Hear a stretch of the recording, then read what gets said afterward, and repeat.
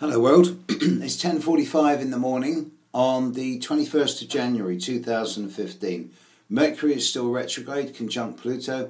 There's a lot of things coming out of the undergrowth as I speak, whether it be Russian involvement in spy deaths or new planets. Now, astrology is not a perfect answer to many of the world's problems, despite many people preferring to think it could be.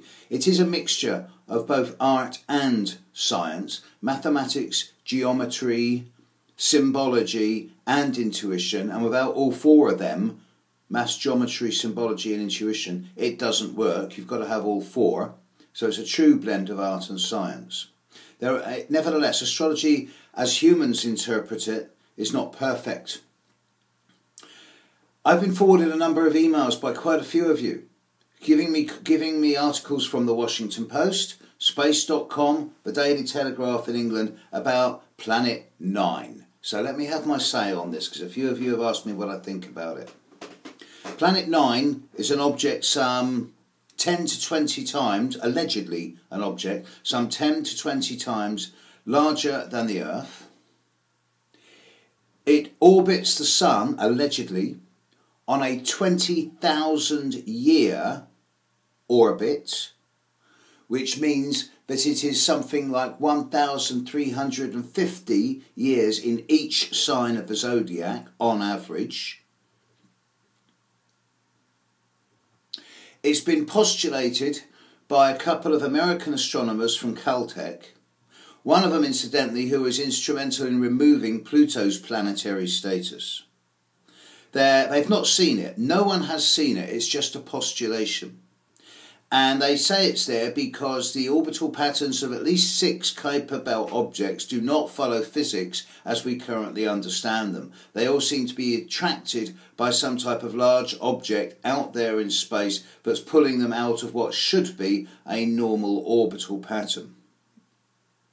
So let's, just for the second, assume this hypothetical object out there in the frozen wastes of the solar system does exist, Planet 9. Right. Firstly, no one's seen the bloody thing. It's not there. No, we've got telescopes that can see planets around stars many, many light years away, hundreds of light years away. We can see planets going around stars, but we can't see a planet 20 times bigger than the Earth that's in our solar system. Straight away, my suspicion is aroused.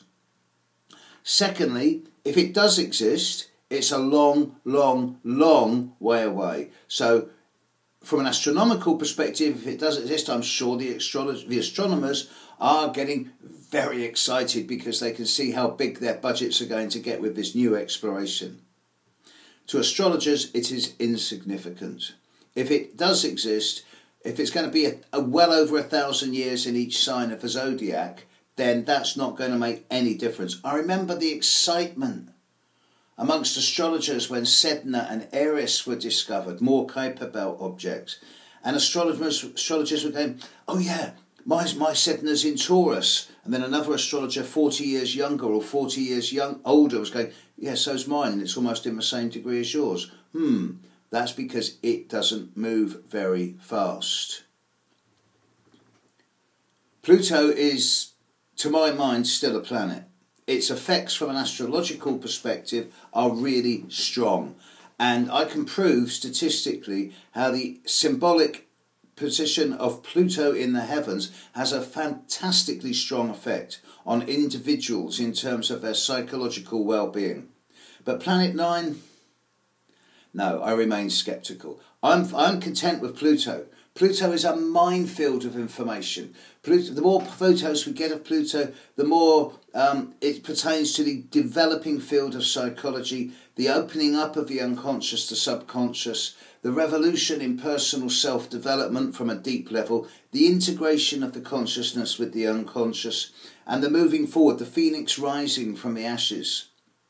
I'm going to be I'm giving a lecture on Pluto, reading from my book on Pluto, and postulating new ideas about Pluto on my lecture live from Exeter on Saturday night at Revolution. It's only going to be a £5 to get in. I don't know if I'll be able to film it. I'll try.